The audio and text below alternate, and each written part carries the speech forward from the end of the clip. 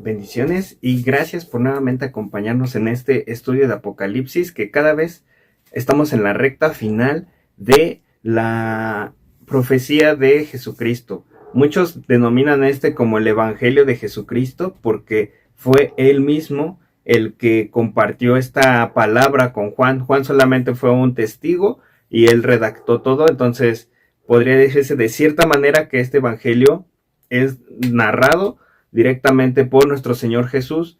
Y es importante saber esto porque en la recta final, donde estamos leyendo acerca del juicio, ya leímos la gran tribulación, ya leímos el fin que va a tener Babilonia, esta ciudad que va en contra, es una ciudad apóstata de Jesucristo, de la palabra de Dios, y ya vamos a ver lo que habla acerca del juicio venidero. Hemos visto que después de la gran tribulación y de la caída de Babilonia, ha habido alabanzas en el cielo. Y esto es muy importante recalcarlo porque las alabanzas, el momento en el que se celebra todo este juicio, este cumplimiento de las profecías que hace años, hace miles de años, se han estado, pues, meditando en ellos, pero en Apocalipsis 19 vemos el cumplimiento y la alabanza de ese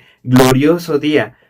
Y antes de iniciar, como siempre, le damos gracias a Dios por este momento, iniciando con una oración. Señor y Padre, te agradecemos tanto por este tiempo en el que tú nos permites nuevamente reconsiderar tu palabra, meditar en ella y empezar a darte la gloria solamente a ti.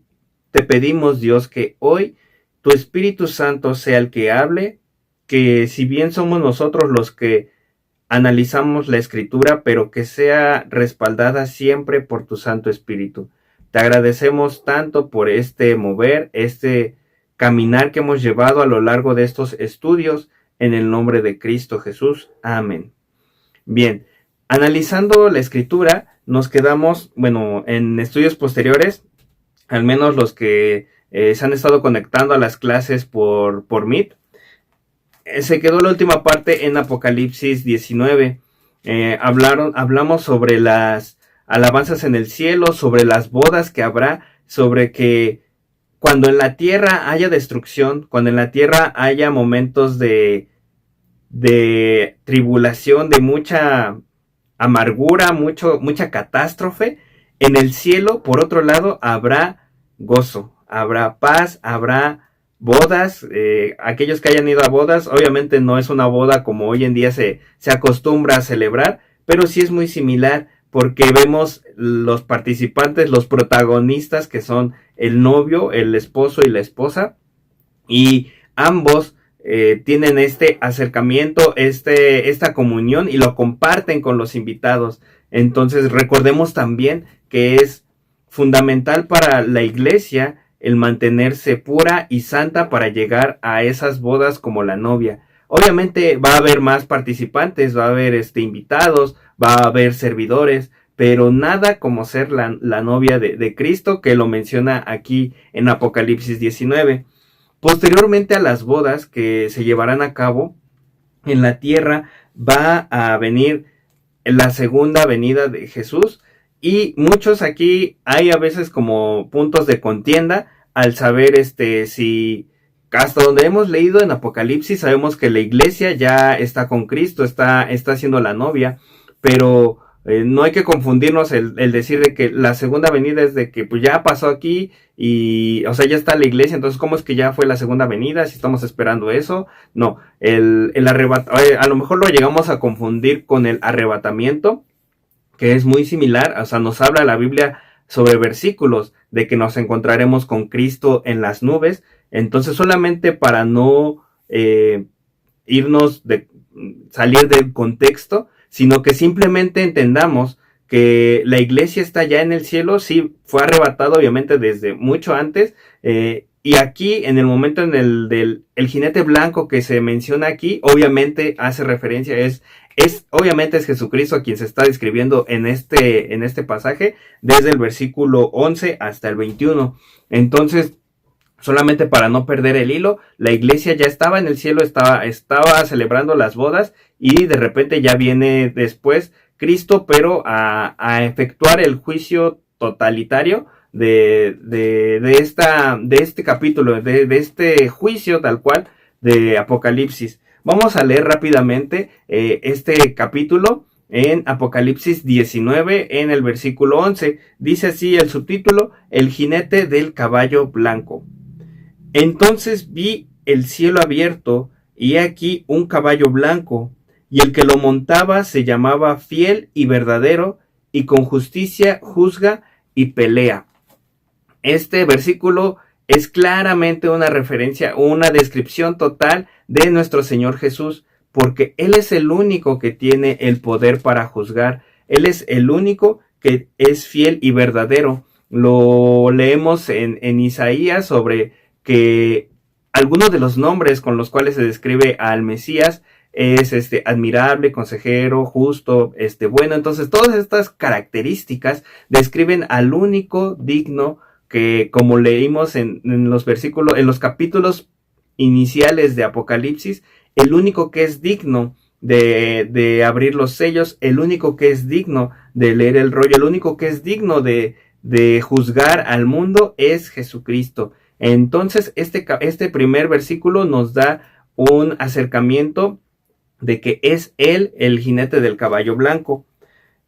Esta parte donde dice que vio Juan los cielos abiertos, recordemos que todas estas palabras, la Biblia se complementa, nunca se contradice. Entonces aquí, cuando leemos las referencias que se nos mencionan, una de ellas es en Ezequiel 1:1. Solamente para narrar rápidamente, dice Ezequiel, cuando también recibió esta profecía acerca del futuro de Jerusalén, mencionaba que a los 5 días del mes que él estaba en medio de los cautivos en el río Quebar, los cielos se abrieron y vio visiones de Dios. Esto nuevamente es cumplimiento. Todo lo que hemos leído en los profetas, Isaías, Jeremías, Daniel, principalmente Daniel, que es uno de los que narra a detalle lo que Juan complementa, como bien mencionaba, complementa lo que Juan también está narrando. Entonces vemos esa característica de que la Biblia sigue complementándose a sí misma, y en este caso Ezequiel narra que de la misma manera en que Juan vio estas visiones, vio el cielo abierto, Ezequiel también en su tiempo llegó a vislumbrar esta misma manifestación del cielo abierto, de la manera en la que la palabra se le reveló a él, estas visiones que se le revelaron. Seguimos adelante. En el versículo 12 dice así: sus ojos eran como llama de fuego, y había en su cabeza muchas diademas, y tenía un nombre escrito que ninguno conocía sino él mismo. Este pasaje lo podemos complementar con Daniel 6, que dice así. Les voy a compartir rápidamente lo que dice Daniel, capítulo 10, en el versículo 6. Su cuerpo era como de berilo, y su rostro parecía un relámpago, y sus ojos como antorchas de fuego, y sus brazos y sus pies como de color de bronce bruñido, y el sonido de sus palabras como el estruendo de una multitud. La imagen de Dios, lo que nos narra la Biblia, para nuestro entendimiento, aún siento que es muy difícil de comprender, porque todas estas características que narran, que describen la figura de Jesús, su majestad, su santidad, son muy diferentes a lo que podríamos admirar de alguna persona, o como algunos artistas han retratado a Jesús. Hoy en día podemos observar que, como lo menciona Daniel, estas características nos suenan muy sobrenaturales, muy espléndidas, cosas muy bellas, porque menciona el brillo del berilo, es técnicamente una piedra preciosa, el bronce bruñido, y de esa manera nuevamente entendemos que este jinete es Jesucristo. Dice aquí que en el versículo 12 que tenía sus ojos eran como llama de fuego. Aquí hay que recalcar mucho esta característica, la llama de fuego. El fuego sirve para purificar, sirve para purificar, lo menciona la Biblia, cuando los metales preciosos los ponían a altas temperaturas, se fundían, se derretían, y a partir de ahí los labradores, bueno, los que manejaban estos materiales podían ir filtrando las impurezas. Si había algo que no se derretía, pues lo quitaban. Y el punto es que el fuego es purificador. Los ojos de Jesús son esa llama purificadora, y por algo aquí menciona que esos ojos son los mismos que vio Daniel. Ahora, cuando conocimos a Jesús en los evangelios se nos presentó como un bebé, luego llegamos a verlo como a su edad adulta, como era manso y humilde, y posteriormente vemos su humildad también manifestada al momento de entrar a Jerusalén en un burro, que es el símbolo de los reyes, y aparte con un sentido de paz, no de guerra. Y aquí, si vemos el contraste, cuando Jesús entra montado en un caballo, el caballo también es muy representativo de la guerra. Los reyes llegaban, inclusive vemos esto en el libro de Reyes o de Samuel, cuando hablan sobre las batallas que tuvieron estos reyes. No se menciona que fueran montados en burritos, sino todos montaban caballos, montaban estos animales que son considerados como animales de batalla. Aquí Jesús ya no viene en este sentido de paz, sino de guerra, porque viene a destruir a aquellos que no aceptaron su regalo de salvación, aquellos que deliberadamente decidieron tener la marca de la bestia, decidieron ir en contra de todo de lo que es Dios, y es por eso que viene con este mismo fulgor de guerra, la llama de fuego, pero aquí ya, si bien la llama purifica, pero también extermina. Entonces aquí estos ojos son muy importantes, como los narra el apóstol Juan, y acerca de que tenía en su cabeza unas diademas, y que éstas tenían escrito un nombre que ninguno conoce sino él mismo. Hasta hoy también podríamos decir que, al menos en la actualidad, es un misterio, algo que Dios tiene reservado para ese día, el conocer ese nombre. Dios se manifiesta con muchos nombres, se presenta con muchos nombres: sanador, restaurador, ayudador, consejero, consolador. Lo hemos visto de diferentes maneras, pero acá este nombre debe de ser un nombre tremendo para reservarlo para ese día. Aquí, al momento de ver a Jesús, en la parte de su entrada, vamos a seguir leyendo las características con las cuales se va a presentar ante sus enemigos. Dice en el versículo 13: estaba vestido de una ropa teñida en sangre, y su nombre es el Verbo de Dios. Nuevamente, este versículo no nos aclara muchísimo más el hecho de que este personaje, esta persona que describe en el capítulo 19 es Jesucristo. Y pues no cabe dudas, ¿no? Menciona aquí que Él es el Verbo de Dios, Él es la acción de Dios, Él es el juicio de Dios. Él es el encargado de efectuar este juicio, la acción manifiesta ante el mundo. Seguimos en el versículo 13, en el versículo 14 dice: y los ejércitos celestiales, vestidos de lino finísimo, blanco y limpio, le seguían en caballos blancos. Desde este punto, cuando ya hemos leído acerca de todas las características que hay en el cielo, vemos que este ejército, pues, es un compendio, es una referencia a lo que significa el cielo. En el cielo, ¿qué podemos observar en el cielo? De todo lo que hemos leído en este capítulo, en este libro de Apocalipsis, ¿qué es lo que cómo podríamos describir qué es el cielo? Hasta esta lectura, hasta este capítulo, lo que yo podría rescatar o describir de lo que hay allá, que ningún otro hombre ha ido, al menos yo no he ido, o muy pocos han tenido el privilegio de tener las visiones de allá, pero nos narra que es un lugar con mucha blancura. La blancura pues representa la pureza también. Entonces es un lugar puro, es un lugar santo, es decir, apartado de todo lo que conocemos, fuera de nuestro tiempo, por así decirlo, y sobre todo pues un lugar donde se alaba en todo tiempo a Dios. El color blanco es muy representativo y lo hemos visto quizás de muchas maneras representado en películas, en series, donde cuando una persona muere como que pintan el cielo así con nubes, con cosas blancas, pero si bien la Biblia nos da un poco de referencia acerca de esto, no nos dice de qué color son las nubes, no nos dice, sí nos dice el color blanco de las vestimentas, pero eso es representativo a la pureza, a la santidad que hay en ese lugar. Entonces este ejército que acompaña a Jesucristo, obviamente no menciona si son ángeles, posiblemente sí, porque es como lo mencionaba también Jesús, que Él tiene el poder para llamar a legiones de ángeles y le van a seguir. Y todos ellos están montados también en caballos blancos, representando esa actitud de guerra y la pureza también que hay en su andar. Seguimos con el versículo 15. De su boca sale una espada aguda para herir con ella a las naciones, y él las regirá con vara de hierro. Y él pisa el lagar del vino del furor y de la ira del Dios Todopoderoso.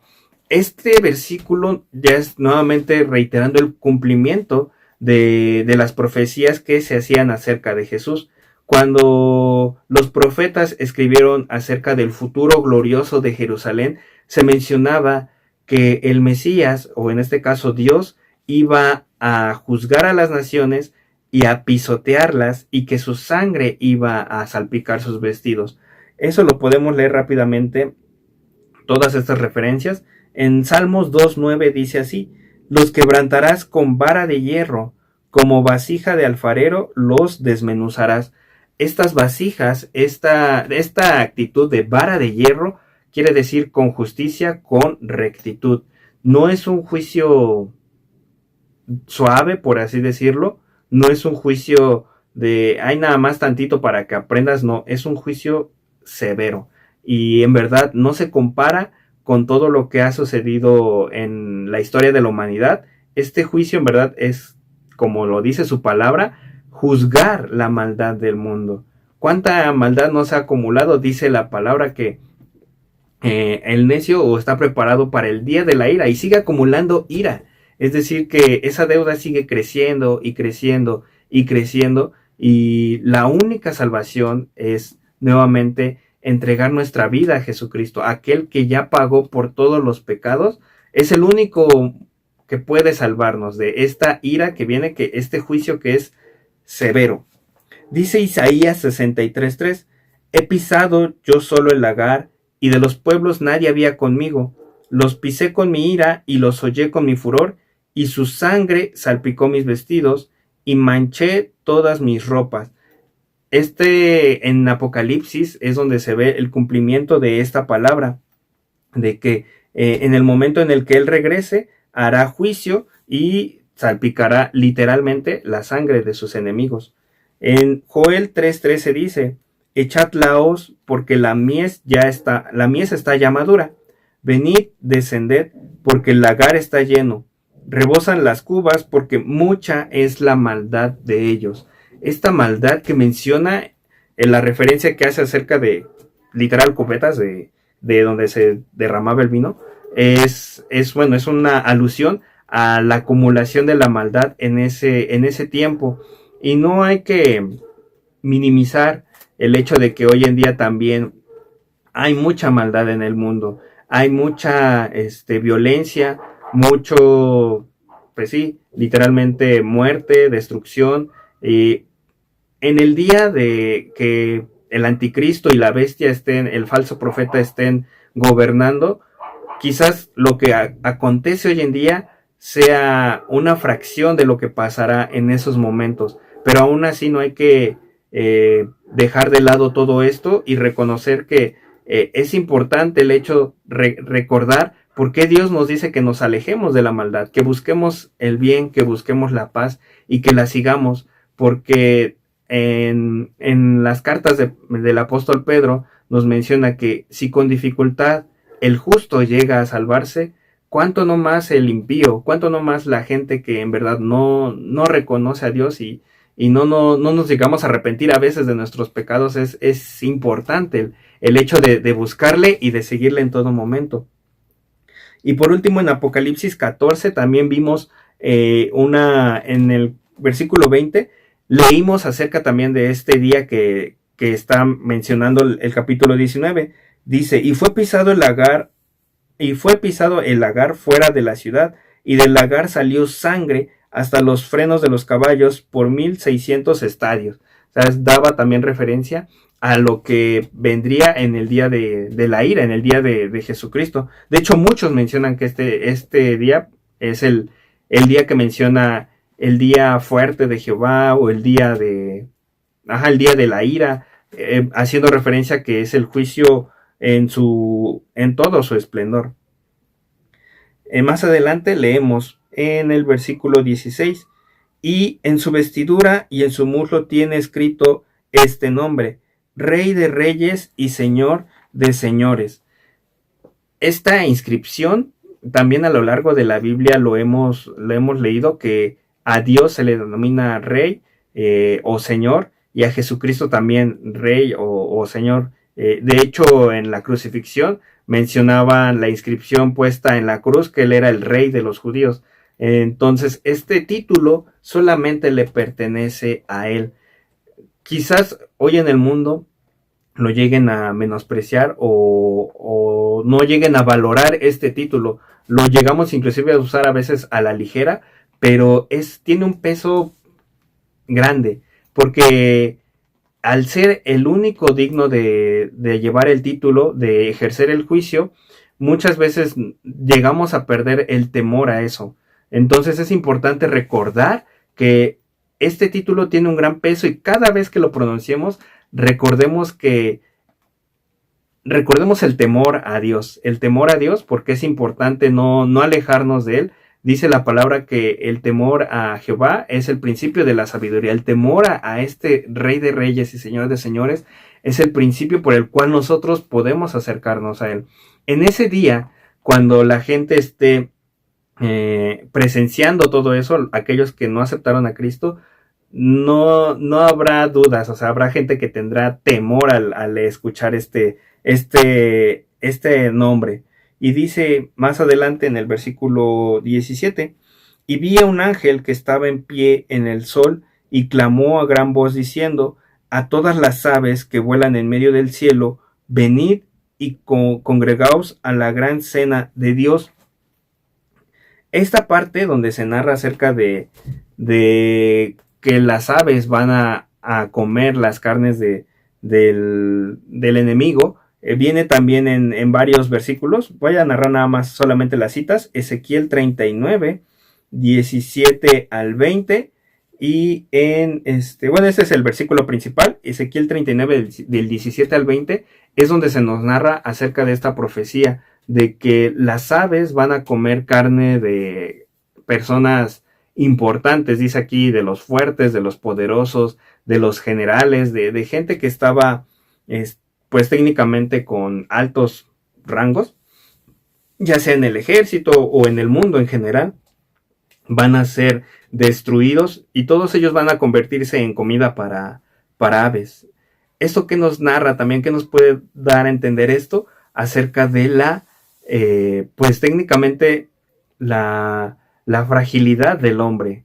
Bien decía el salmista que el hombre es como polvo, es como nada, que decía Salomón que es como la hierba que se seca y se la lleva el viento.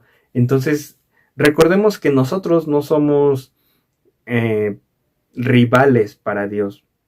Sí nos podemos convertir en sus enemigos. Dice la Biblia que Dios está airado contra el impío todos los días. Es decir, si estamos lejos de Dios, nos convertimos en automático en enemigos de Dios.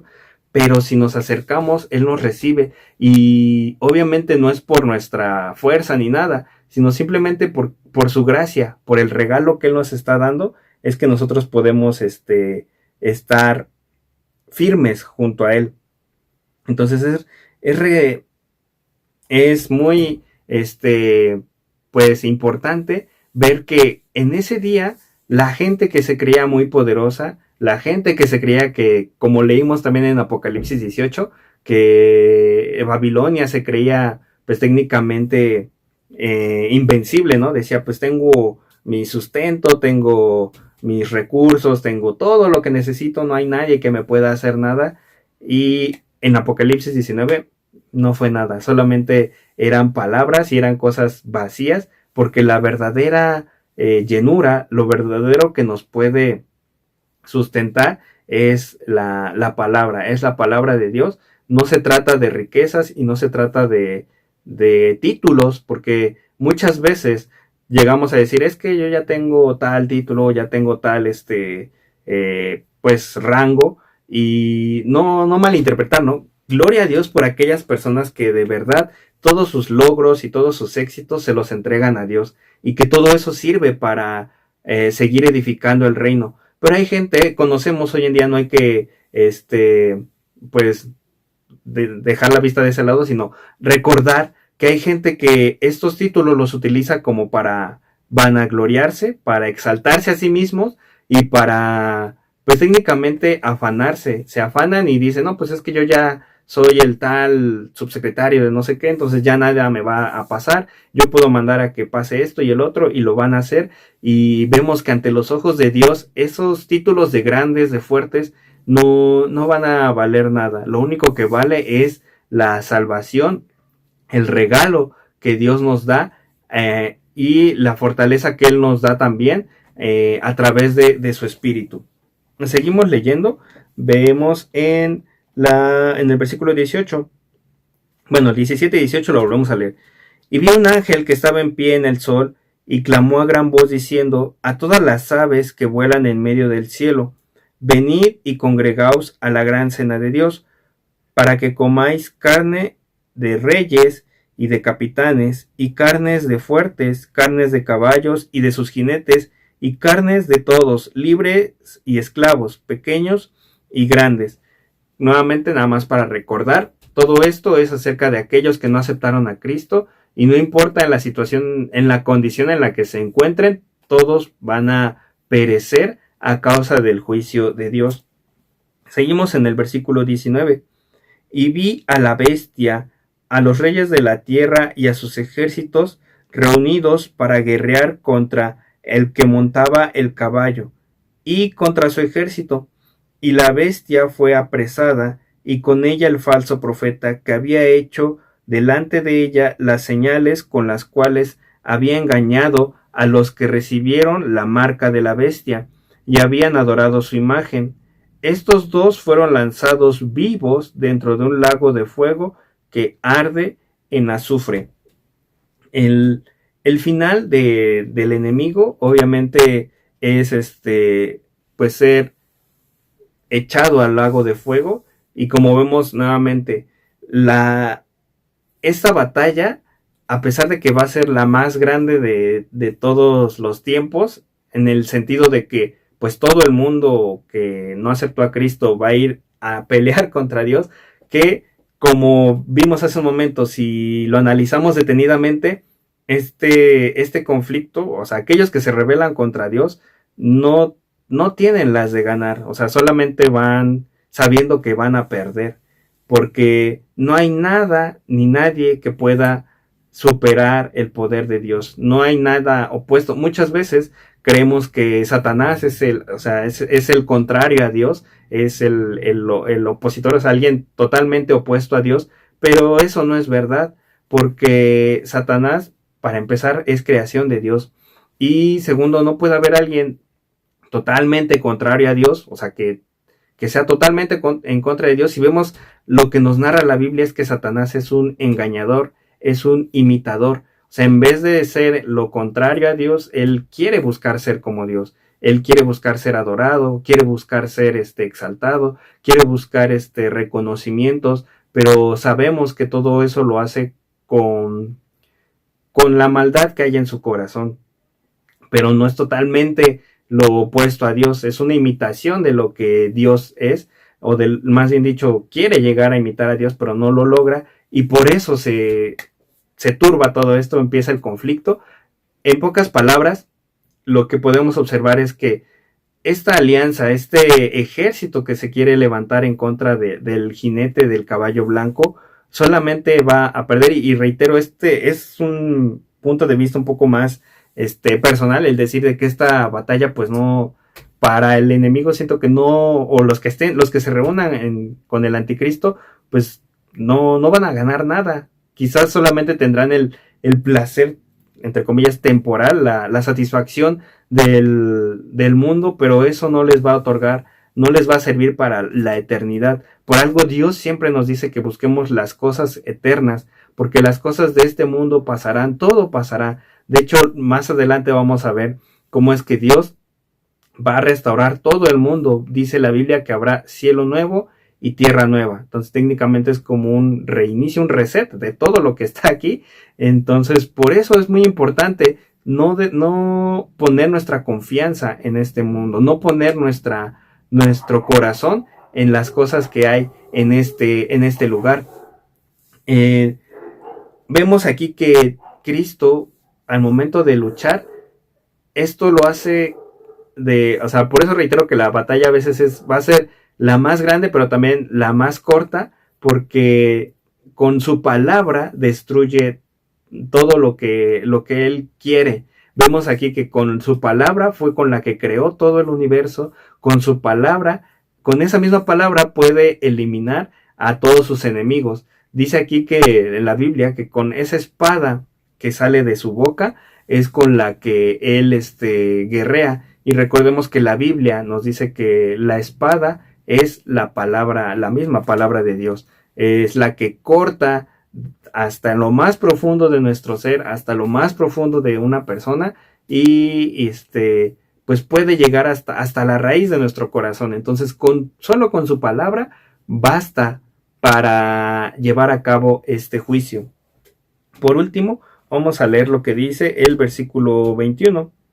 Y los demás fueron muertos con la espada que salía de la boca del que montaba el caballo, y todas las aves se saciaron de las carnes de ellos. Como decíamos, esta espada que sale de la boca de Cristo es su palabra. La palabra es fundamental y por algo es que Dios nos reitera a cada momento que meditemos en ella de día y de noche. Que no dejemos a un lado ese tiempo de intimidad, porque vemos que en un futuro tendrá ese fruto. La Biblia menciona que los creyentes, cuando esperamos el regreso de Cristo, es como aquel agricultor que siembra la semilla y espera ansiosamente la lluvia temprana y tardía que llegará y dará fruto. Así, de esa misma manera, nosotros debemos de anhelar más y más el hecho de tener la palabra hoy en día. Que no menospreciemos esto que costó mucho, mucho trabajo. A veces para nosotros, por tenerlo aquí o en el celular, decimos, pues ahí está, ¿no? Ya lo tengo a la mano. Pero la Biblia nos insta a tenerlo guardado en nuestro corazón, a memorizarlo en nuestra mente, para que así de ninguna manera te lo puedan quitar. Cuando vengan estos tiempos de tribulación, que vemos que la Biblia menciona que habrá gente que será muerta a causa del testimonio de Jesucristo. Solo Dios sabe quiénes serán, solo Dios conoce a qué generación le tocará presenciar esto, pero el punto es que aquellos que atesoren la palabra, no solamente en aquí el libro, sino en su mente y su corazón, no les será quitada, porque al menos yo me imagino que en ese tiempo, cuando haya persecución en contra de los seguidores de Cristo, de los seguidores de Dios, pues obviamente les van a quitar las Biblias, les van a quitar todo el acceso a la palabra, pero Dios el enemigo no nos puede quitar algo que esté dentro de nuestra mente, de nuestro espíritu, siempre y cuando pidamos a Dios esa sabiduría y ese conocimiento para que podamos estar firmes ante cualquier dificultad. Y pues gracias a Dios por este tiempo, porque a pesar de que es corto, pero sabemos que es Dios el que tiene el control de todo esto. Sabemos también que su palabra no llega vacía, sino que estas palabras son para edificación, para que podamos seguir instruyéndonos y nutriéndonos en su conocimiento. Y ya para terminar, quisiera hacer una oración dándole gracias a Dios por todo este tiempo que hemos estado meditando acerca del libro de Apocalipsis. En verdad que les doy gracias a Dios por aquellos que han estado al pendiente de las clases, que han estado leyendo la Biblia. También recordemos que esto es una ayuda, pero que Dios es el que nos instruye para meditarlo en lo íntimo, en lo personal, porque solamente así, en la intimidad, es cuando Dios también se manifiesta de muchas formas. Entonces vamos a orar. Bueno, te invito a que me acompañes a orar y darle gracias a Dios por todos estos estudios que hemos estado llevando a cabo a lo largo de estos meses. Señor y Padre, te agradezco tanto por este tiempo en el que tú permites que cada oyente pueda meditar en tus palabras, que podamos recordar todo lo que tú nos has enseñado a lo largo de esta historia, de la historia de la humanidad, de la historia de tu Hijo, de cómo es que viniste a este mundo para que nosotros podamos reconciliarnos contigo, y no por nuestras fuerzas, sino a través de tu palabra, del sacrificio de Cristo y de tu Santo Espíritu. Te pido que estos estudios nos refuercen más la idea de seguir diligentes tus caminos. Muchas veces nos afanamos por esta vida en la cual buscamos quizás pues metas o recursos que, si bien pueden satisfacer el cuerpo, pero el alma a veces no la llenan, y sabemos que tu espíritu y tu palabra es lo único que nos puede llenar verdaderamente, porque no solamente de pan vive el hombre, sino de toda palabra que sale de tu boca, Señor. Te agradezco también por el tiempo que disponen estos hermanos, Señor, para poder estudiar tu palabra, Señor. Bendíceles en cada momento con bendiciones espirituales, que la palabra caiga en buena tierra para que el enemigo no pueda sustraerla, para que el enemigo no nos distraiga con los afanes de este mundo, sino que simplemente busquemos la llenura, lo eterno, lo que no puede ser desechado, lo que no puede ser robado ni hurtado, lo que no puede ser apolillado, sino aquello que está en los cielos, Señor. Te pido también para que esta palabra nos llene más de gozo al saber que te tenemos a ti como el único y verdadero Dios, como el único, aquel que puede salvar y restaurar nuestras almas, aquel que puede librarnos de la muerte, aquel que puede salvarnos de la ira venidera, porque esta ira, como acabamos de leer, es muy grande, es un juicio fuerte, y aquellos que no decidan buscarte terminarán como terminará la bestia, como terminará el falso profeta, terminarán en el lago de fuego y azufre que arde eternamente. Te pedimos, Señor, que por favor quites toda oscuridad, toda maldad que haya en nuestras mentes y en nuestro corazón, para que busquemos tu palabra como niños, como dice tu palabra, confiando como niños, aquellos que de los tales es el reino de los cielos, y que dispongamos siempre nuestro entendimiento a agradarte a ti, Señor. Te amamos, te bendecimos, te damos la gloria solamente a ti. Te pedimos que este tiempo también sea de edificación, y que cada uno de los oyentes pueda compartir qué es lo que Dios le ha hablado en este tiempo, qué es lo que Dios ha manifestado en su vida, esos cambios que solamente Dios puede revelar, y también que nos preguntemos cómo es el cielo allá, cómo es tu lugar de donde tú moras, donde tú habitas en la eternidad. Aquellos que buscamos de ti, que en verdad estemos gozosos de que estaremos allá algún día. Te amamos y te bendecimos, Señor, en el nombre poderoso de Cristo, nuestro Señor, el Rey de Reyes y Señor de Señores. Amén.